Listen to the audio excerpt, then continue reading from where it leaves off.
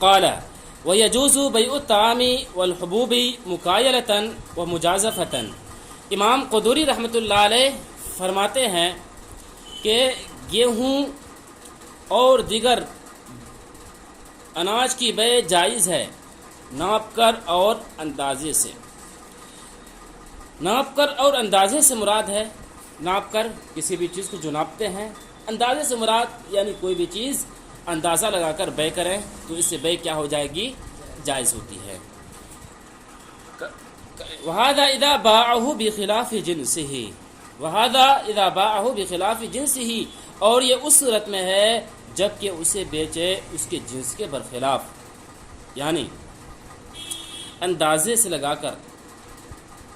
یہ صورت جو ہے، صورت تو دونوں جائز ہے، ناپ کر بیچے کسی چیز کو یا اندازے سے بیچے دونوں جائز ہے، لیکن یہ اندازہ، یہ دوسری والی صورت جو ہے، کہتے ہیں یہ اس صورت میں جائز ہے جبکہ اسے بیچے اس کے جنس کے برخلاف۔ اس کے جنس کے برخلاف کیا مطلب؟ یعنی گیہوں کو بیچے چنا کے بدلے میں، یا چنا کو بیچے گیہوں کے بدلے میں، تب صورت کیا ہے؟ جائز ہے، اندازہ والا۔ لیکن اگر گیہوں کو بیچے کس کے بدلے میں؟ گیہوں کے بدلے میں، تو پھر اس صورت میں بیع جائز نہیں ہے۔ وہی کہہ رہے ہیں جب دونوں چیزیں الگ ہو جائیں، گیہوں کو بیچے چنا کے بدلے میں یا چنا کو بیچے کسی دھان وغیرہ کے بدلے میں، اور دونوں کیا ہو؟ اندازہ ہو۔ ٹھیک، مثال کے طور پر یہاں پر اتنا سا گیہوں رکھا ہوا ہو اور یہاں بھی گیہوں رکھا ہو، یہاں پر کیا رکھا ہوا ہو؟ مکئی رکھا ہوا ہو، چنا وغیرہ رکھا ہوا ہو۔ کسی نے کہا کہ میں نے اس گیہوں کو بیچ دیا، کس کے بدلے میں؟ اس چنا کے بدلے میں۔ اب کہتے ہیں کہ یہ اندازہ ہو رہا ہے، اب نہیں معلوم کہ گیہوں کتنا ہے، اسی طریقے سے چنا کتنا ہے۔ ہو سکے چنا کتنا ہو سکتا ہے؟ 2 کلو ہو سکتا ہے، یا ہو سکتا ہے کہ گیہوں ادھر کتنا ہو سکتا ہے؟ 3 کلو ہو سکتا ہے، یا اس کا الٹا بھی ہو سکتا ہے۔ تو کہتے ہیں اس طریقے سے اگر بیچے اندازہ کر کے تو اندازہ کر کے بیچنا جائز ہے۔ لیکن اگر کوئی شخص اندازہ کر کے نہ بیچے، کس طور پر بیچے؟ وزن کر کے بیچے، 1 کلو ادھر گیہوں اور ادھر 1 کلو کیا؟ چنا وغیرہ، اگر اس طریقے سے بیچے تو یہ بھی جائز ہے۔ لیکن اگر کیا بیچے؟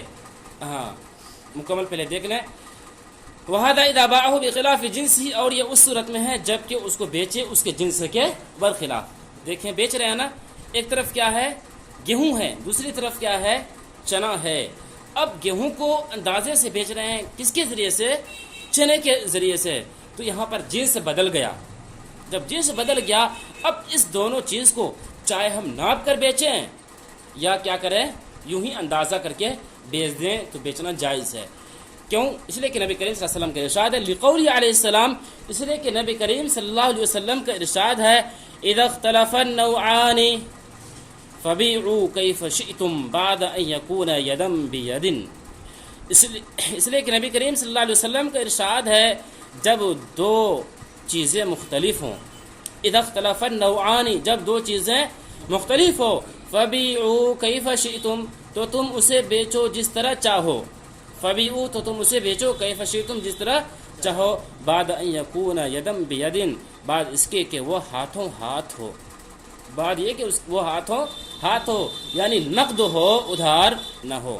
اب دیکھیں یہاں پر میں گیہوں کو بیچا، ادھر گیہوں ہے ادھر چنا ہے، ہم نے چاہے ناپ کر بیچے تو یہ ناپ کر ہوا، چاہے ہم اندازہ سے بیچیں، ادھر رکھا ہوا ہے گیہوں، ادھر بھی رکھا ہوا ہے چنا، ہم نے ناپا نہیں ہے، ہو سکے ادھر گیہوں 2 کلو ہو سکتا ہے، ادھر چنا 3 کلو ہو سکتا ہے، یا ادھر گیہوں 3 کلو ہو سکتا ہے اور چنا ادھر 2 کلو ہو سکتا ہے، اور یوں ہی اندازے سے بیچ رہے ہیں تو کہتے ہیں بیچ سکتے ہیں، بیچنا کیا ہے؟ جائز ہے۔ کیوں؟ اس لیے کہ نبی کریم صلی اللہ علیہ وسلم کا ارشاد ہے، کیا ہے؟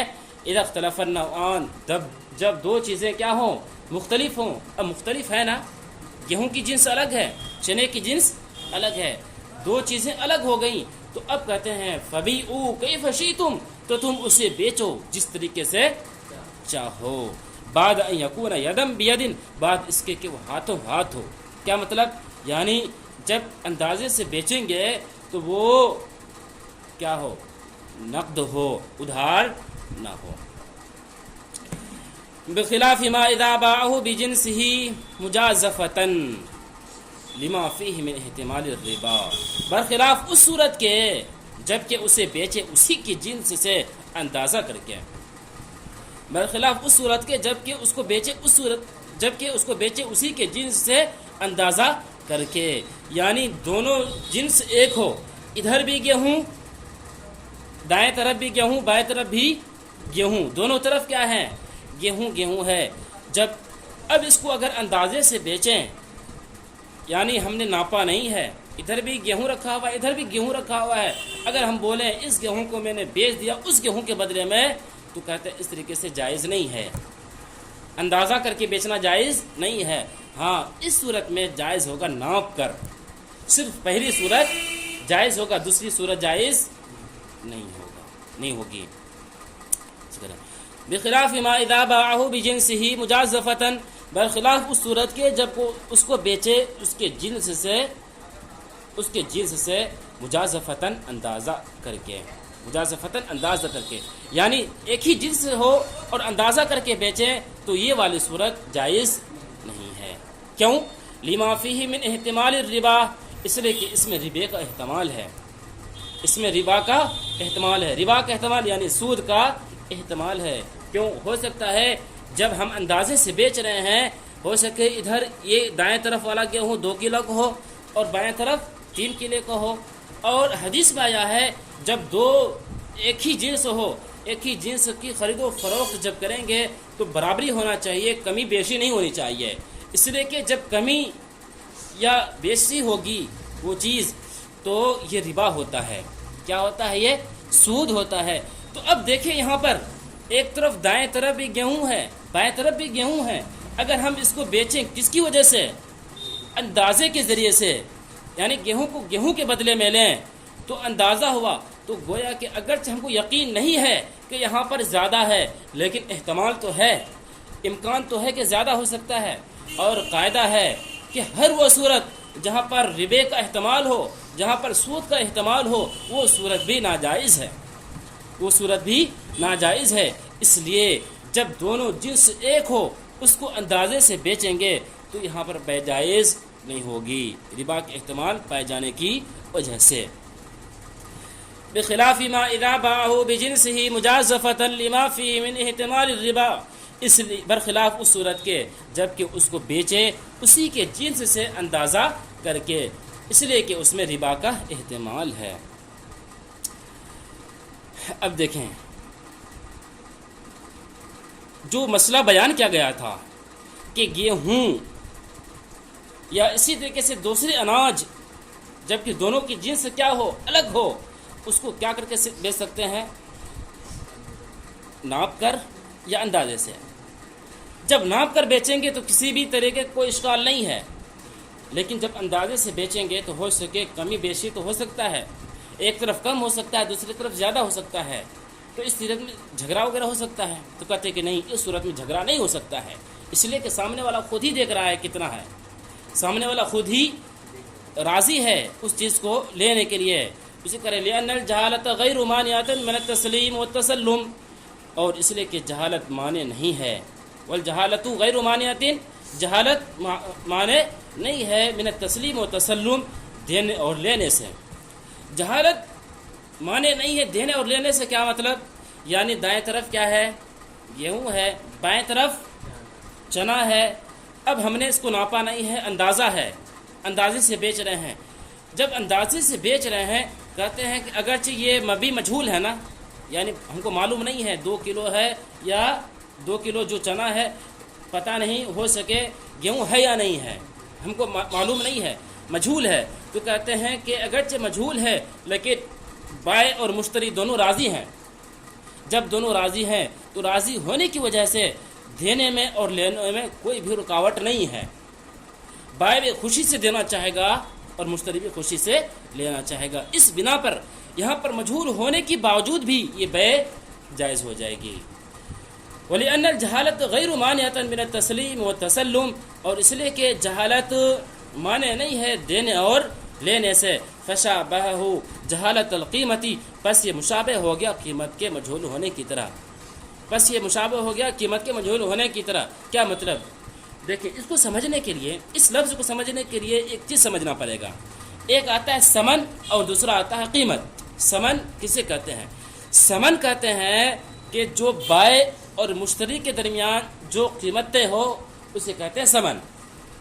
اور قیمت کہتے ہیں جو ریٹ، جو قیمت بازار میں چلے اس کو کہتے ہیں قیمت.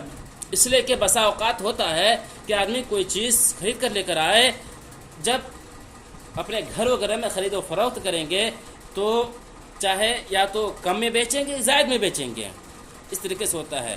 یعنی مارکیٹ میں جو ریٹ ہو اس ریٹ میں نہیں بیچتے ہیں، کمی بیشی کر کے بیچتے ہیں. یعنی جو بائع اور مشتری کے درمیان یہ جو قیمت طے ہوا، یہ جو ریٹ طے ہوا، اسے بولتے ہیں ثمن. لیکن ہو بہو وہی قیمت بیچے جو مارکیٹ میں چل رہا ہو تو پھر بولیں گے اسے قیمت.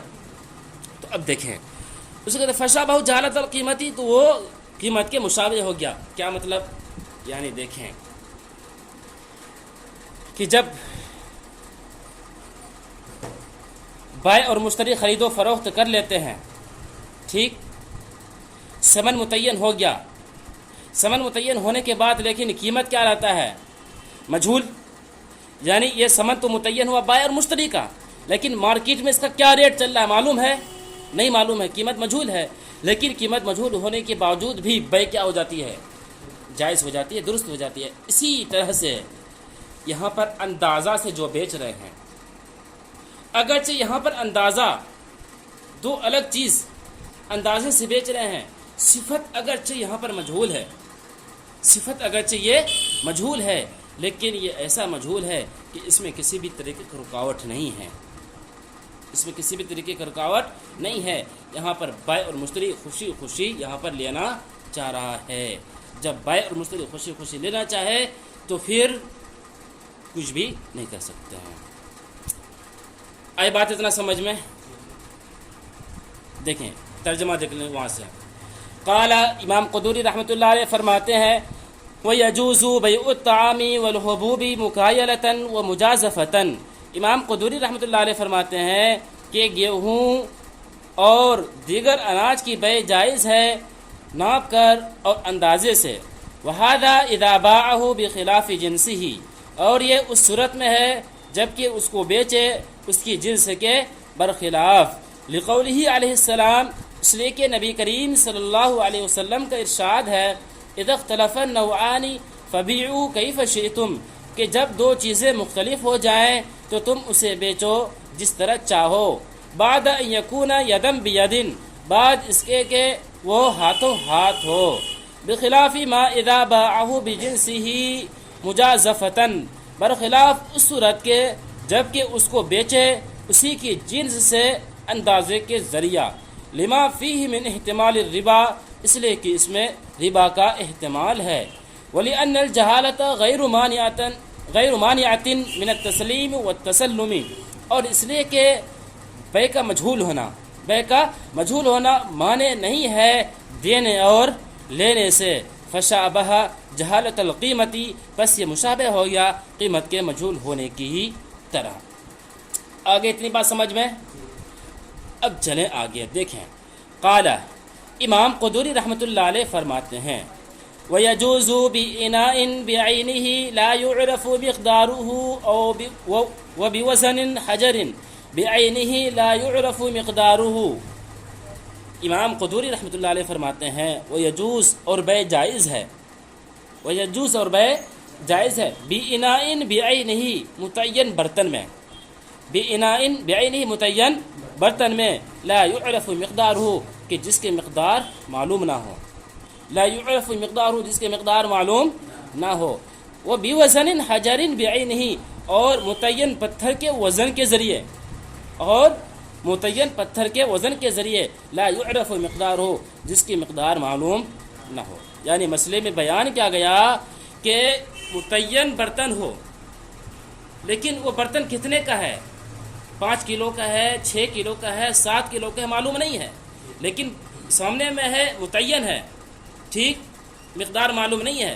تو کہتے ہیں اگر اس برتن میں خرید و فروخت کریں فی الحال فوراً، تو اس طریقے خرید و فروخت کرنا جائز ہے، چاہے وہ برتن ہو یا وہ کیا ہو، کوئی پتھر ہو، سامنے میں کوئی پتھر ہے اور اس پتھر کے ذریعے سے پتھر ہے، لیکن وہ پتھر کتنے کا معلوم نہیں، 5 کلو کا ہے یا 6 کلو کا ہے، معلوم نہیں ہے، تو کہتے ہیں اگر کوئی شخص اس پتھر کے ذریعے سے بھی خرید و فروخت کرے فی الحال فوری طور پر، تو اس طریقے کا بیع کرنا جائز ہے، اس طریقے سے خرید و فروخت کرنا جائز ہے۔ کیوں جائز ہے؟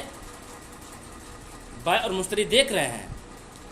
مثال کے طور پر سمجھیں، مثال کے طور پر اکرم نے کہا ان کے پاس وہ بالٹی سامنے میں موجود ہو، ٹھیک، اب اس بالٹی میں پتہ نہیں کتنا سامان آتا ہے، یعنی اب نہیں معلوم اس میں جو گیہوں آئے گا 5 کلو کا آئے گا یا 6 کلو کا آئے گا یا 7 کلو کا آئے گا، نہیں معلوم۔ اس نے مجھ سے کہا اس بالٹی میں جتنا بھی گیہوں آئے گا میں اس کو 500 روپے میں خرید لیا، 500 روپے میں خرید لیا، تو کہتے ہیں بیع جائز ہے۔ یا اس نے کہا کہ یا یہ کہ بالٹی میں 5 گیہوں ہو، بھرا ہوا ہو، ٹھیک، سامنے میں رکھا ہوا ہو، اب چونکہ بالٹی میں سامان ہے، کیا بولتے ہیں، مبی ہے، سامان ہے، لیکن کتنے کا ہے معلوم نہیں ہے، 2 کلو کا ہے، 3 کلو کا ہے، 4 کلو کا ہے، معلوم نہیں ہے، لیکن وہ کہتا ہے کہ میں نے اس بالٹی کے سامان کو بیچ دیا، کتنے میں بیچا، 500 میں بیچ دیا، کہتے ہیں اس طریقے سے بیچنا جائز ہے۔ یا سامنے میں پتھر رکھا ہوا ہے، کسی نے کہا میں اس پتھر کے وزن کے مطابق، یعنی جتنا وزن اس پتھر کا ہوگا اتنا ہی میں گیہوں دوں گا، کتنے روپے میں، 500 روپے میں، تو کہتے ہیں اس طریقے سے کرنا جائز ہے۔ پتھر کی قیمت پتھر کا وزن معلوم نہیں ہے ہم کو، ہو سکے 5 کلو بھی ہو سکتا ہے، ہو سکے 3 کلو بھی ہو سکتا ہے، لیکن اس کے مطابق ہی، پتھر کے وزن کے مطابق ہی کیا دے رہے ہیں، گیہوں دے رہے ہیں، کتنے میں دے رہے ہیں، جتنے میں بھی دیں، 500 میں دیں، 200 میں دیں، تو کہتے ہیں اس طریقے کا بیع کرنا کیا ہے، جائز ہے۔ کیوں جائز ہے؟ بائع اور مشتری دیکھ رہے ہیں، اس میں کسی طریقے کا جھگڑا ہے کیا، جھگڑا نہیں ہے۔ اس سے پہلے ہم اصول پڑھ چکے ہیں، ہر وہ بیع جو جھگڑے کا سبب نہ بنے بیع جائز ہو جاتی ہے، اور جو جھگڑے کا سبب بنے اس سے بیع فاسد ہو جاتا ہے۔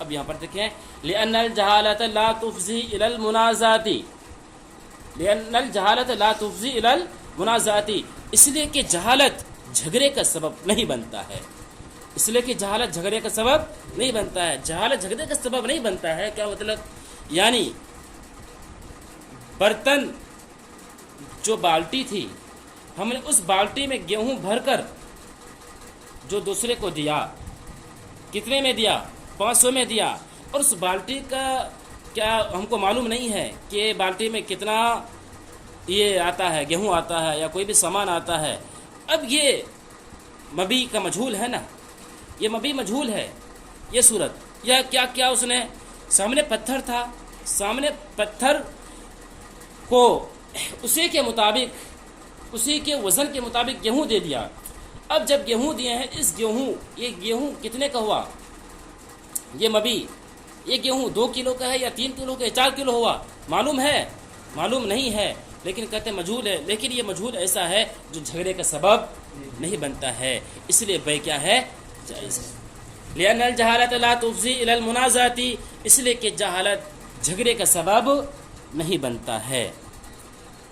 کیوں نہیں بنتا ہے؟ اس کی ایک وجہ بھی ہے، لما انہ یتعجل فیہ التسلیم، لما انہ یتعجل فیہ التسلیم، اس لیے کہ اس میں سپردگی بہت ہی جلدی کر دی جاتی ہے، یتعجل جلدی کی جاتی ہے، فیہ اس میں تسلیم سپردگی، اس لیے کہ اس میں سپردگی بہت ہی جلدی کر دی جاتی ہے، اس لیے کہ جب بائع اور مشتری کسی بھی چیز کو کسی برتن کے اندازے کے ذریعے سے خریدیں یا کسی پتھر کے اندازے کے ذریعے سے خرید و فروخت کریں، تو اس میں سامان کو فوراً کیا کرتے ہیں، لے لیتے ہیں، فوراً لے لیتے ہیں، فوراً لینے کی وجہ سے بیع جائز ہو جائے گی، ٹھیک۔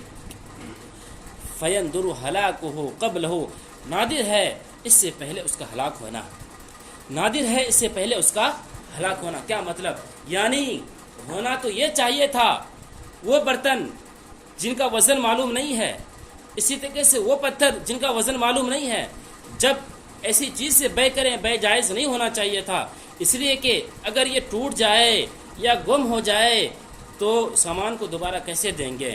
مشکل ہے یا نہیں ہے؟ مشکل ہے، مشکل ہونے کی وجہ سے بے جائز نہیں ہونا چاہیے تھا۔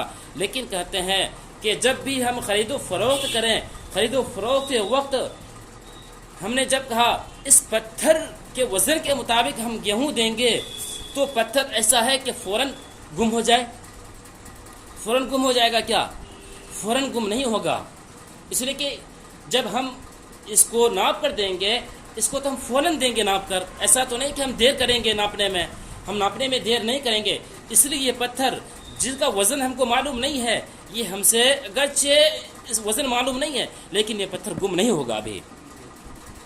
اگر گم ہو بھی جاتا ہے تو یہ ایسا بہت کم ہے، اگر گم ہوتا بھی ہے تو ایسا بہت کم ہے، اسی کو کہتے ہیں نادر، اسی کو کہتے ہیں نادر۔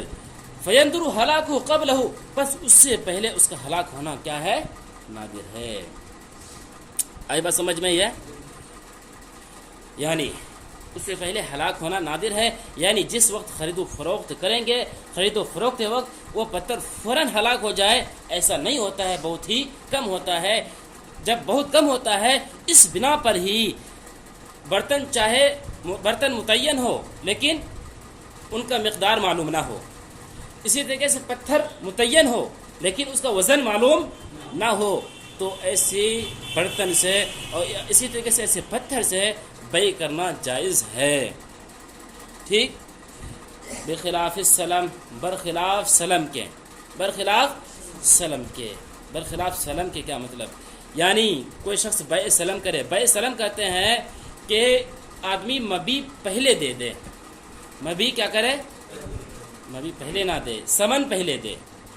بیع سلم کہتے ہیں کہ سمن پہلے دے دے اور مبی بعد میں دے، مبی بعد میں دے۔ تو اب یہ والی صورت دیکھیں، اگر کسی نے متعین برتن لے لے یا متعین پتھر لے لے لیکن دونوں کی مقدار معلوم نہیں ہے، دونوں کی مقدار معلوم نہیں ہے، اور اس نے بیع کیا ہو، کیسا کیا ہو، بیع سلم کیا ہو، اور بیع سلم میں ہوتا کیا ہے کہ آدمی خرید و فروخت کرے لیکن مبی یعنی سامان جو مشتری کو ہوتا ہے بعد میں دیتے ہیں، اور بائع سے روپے پہلے کیا بولتے ہیں، مشتری کو مبی بعد میں دیتے ہیں لیکن مشتری سے قیمت پہلے لے لیتے ہیں، مشتری سے پہلے روپے کیا کرتے ہیں، لے لیتے ہیں۔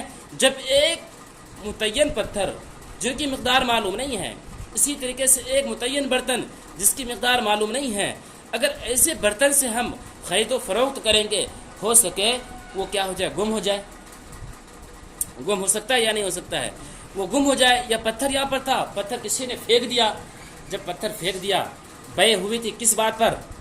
وہ متعین پتھر تھا لیکن وہ پتھر کا وزن معلوم نہیں تھا، جب بیع ہوا اور بیع سلم میں مبی بعد میں دیتے ہیں، جب گم ہو جائے تو اب ہم مشتری کو مبی کیسے دیں گے؟ مشتری کو ہم مبی دے سکتے ہیں؟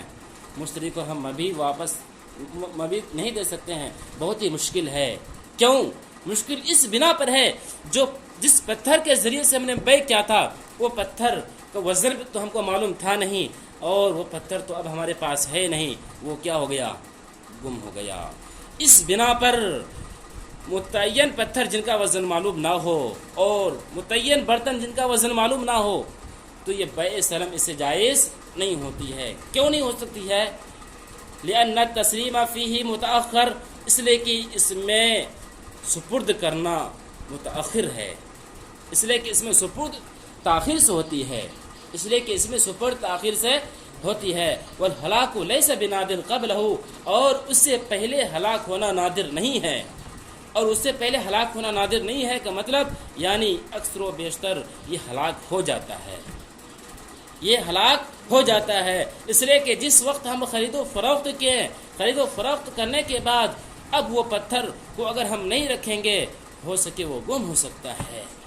جب گم ہو جائے، ہم نے تو مشتری کو مبی دیا نہیں ہے ابھی، جب ہم مبی نہیں دیے ہیں تو اس میں گویا کہ ایک طریقے کا جھگڑا کا سبب ہو سکتا ہے، نہیں ہو سکتا ہے، ہو سکتا ہے، کیوں؟ اس لیے کہ مشتری کہے گا جس پتھر کے ذریعے سے ہم خرید و فروخت کیے تھے یا جس برتن کے ذریعے سے ہم خرید و فروخت کیے تھے برتن چھوٹا سا نہیں تھا، برتن بڑا تھا، یا اسی طریقے سے جس پتھر کے ذریعے سے ہم خرید و فروخت کیے تھے وہ پتھر اتنا سا نہیں تھا، اتنا بڑا پتھر تھا، ایک طریقے سے جھگڑے کا سبب بنے گا۔ اور ہم پڑھ چکے ہیں ہر وہ بے جو جھگڑے کا سبب بنے وہ بے کیا ہو جاتی ہے؟ فاسد ہو جاتی ہے۔ اس لیے کریں والہلاک لیس بنادر قبلہ، اور اس سے پہلے ہلاک ہونا نادر نہیں ہے۔ نادر نہیں ہے کا مطلب یعنی اکثر و بیشتر وہ چیز ہلاک ہو جاتی ہے، اس بنا پر بے سلم جائز نہیں ہوگی۔ متعین پتھر جن کا وزن معلوم نہ ہو یا متعین برتن جن کا وزن معلوم نہ ہو، فَيَتَحَقَّقُ الْمُنَازَعَةُ، بس جھگڑے کا سبب بنے گا۔ فَيَتَحَقَّقُ الْمُنَازَعَةُ، بس جھگڑے کا سبب بنے گا۔ یہاں تک بات ہو گئی، ٹھیک۔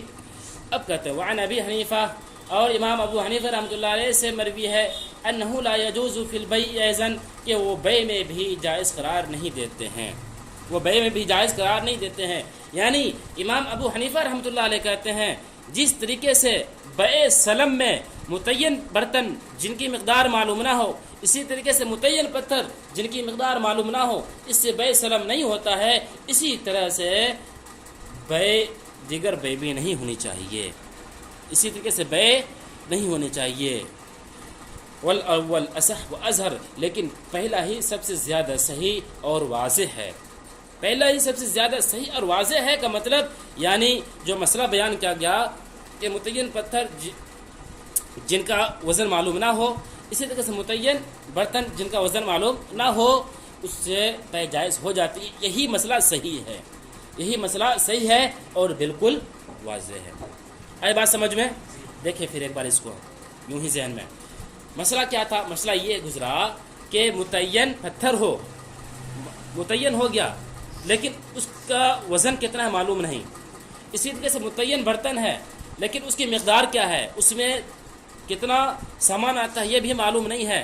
اگر اس دونوں چیزوں سے خرید و فروخت آدمی کرے تو خرید و فروخت کرنا جائز ہے۔ کیوں جائز ہے؟